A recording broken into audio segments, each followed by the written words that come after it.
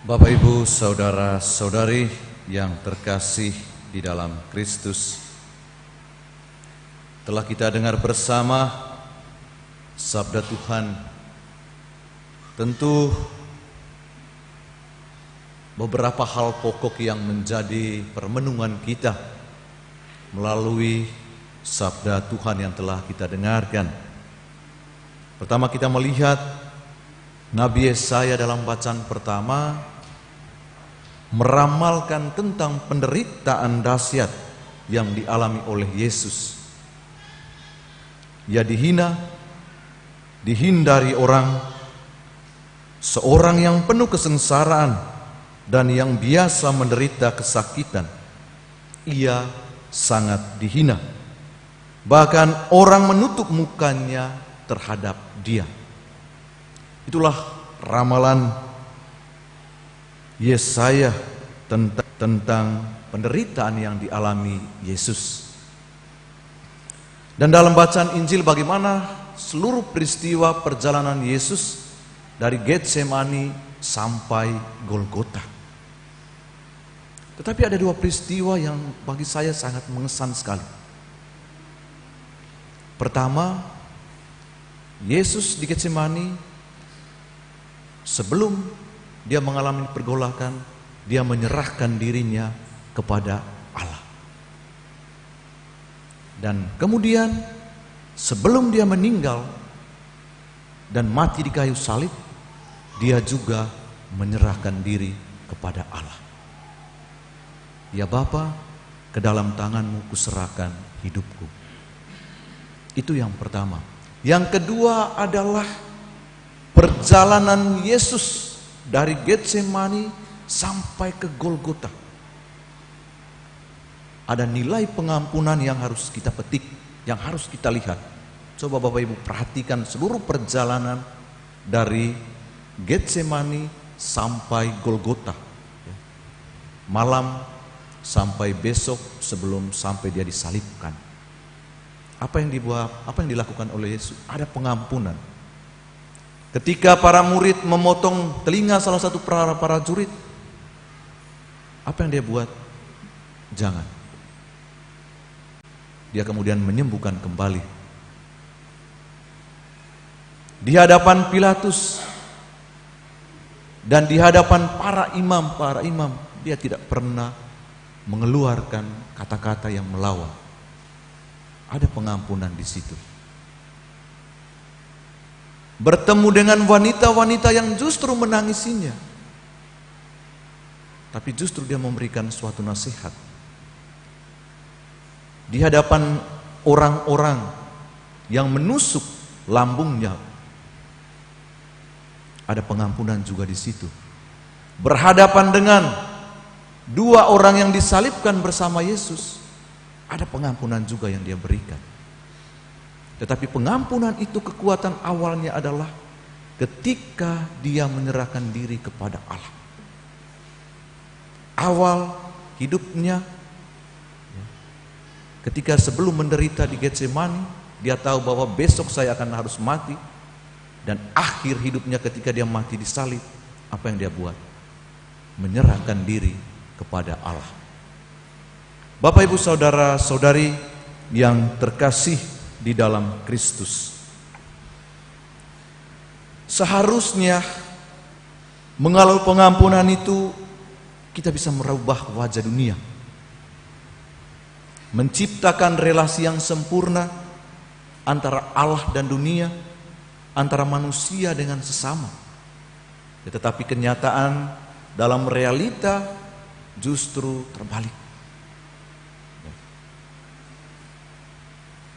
Debu jalanan yang mengiringi jalan salib Yesus serta bukit Golgota menjadi saksi bisu betapa ngerinya siksaan yang diterima oleh Yesus. Dan itu semua adalah ketaatannya kepada Allah. Ia menjalani dan tidak berubah sedikit pun, karena kekuatannya di dalam diri. Yang pertama adalah penyerahan dirinya kepada Allah dan kekuatan pengampunan itu. Kalau dia tidak menyerahkan diri Yesus sebagai manusia biasa, tanpa mengandalkan kekuatan Allah dan tanpa hati yang pengampun, pasti dia akan melawan. Dan itulah situasi manusia. Ketika manusia dihimpit oleh berbagai situasi dunia yang tanpa ada pengampunan, tanpa penyerahan diri kepada Allah, hati akan berontak. Pikiran akan kacau. Di mana negara saat ini di mana-mana juga terjadi peperangan, keinginan-keinginan pribadi yang berlebihan, antara keluarga saling membenci satu sama lain, suami, istri, anak,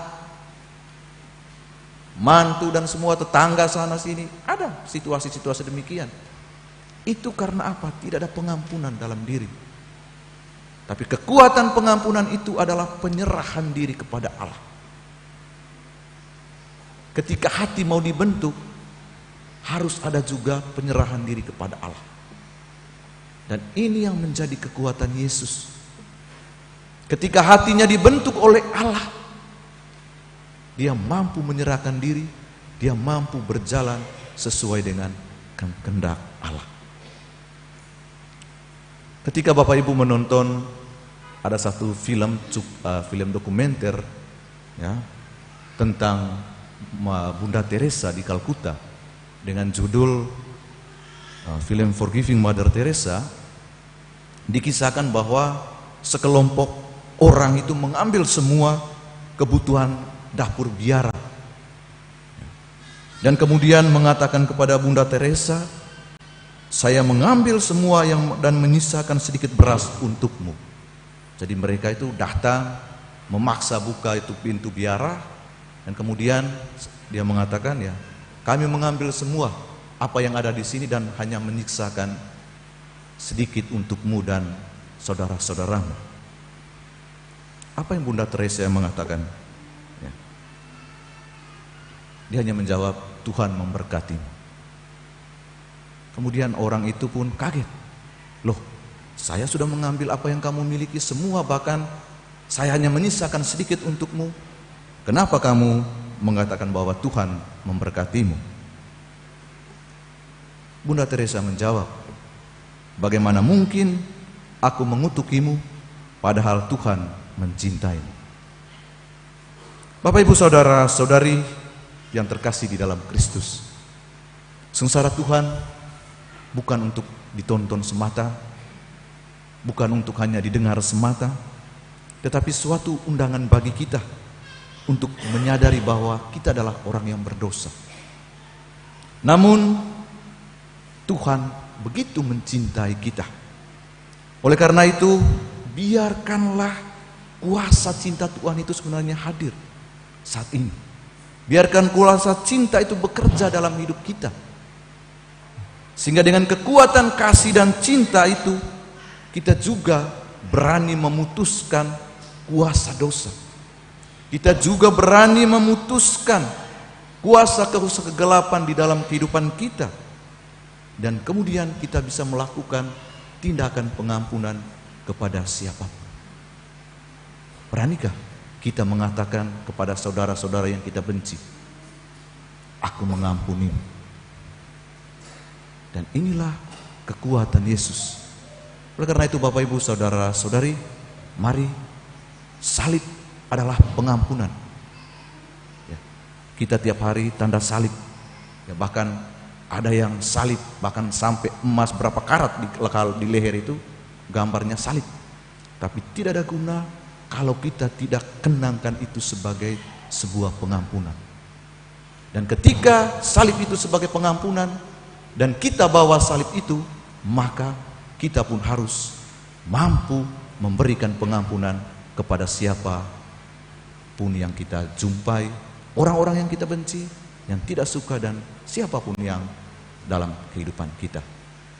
Mari Bapak Ibu saudara-saudari, bawalah itu, tanamkanlah itu mulai dari diri kita sendiri, di dalam keluarga, dalam masyarakat, dan dalam kehidupan menggereja.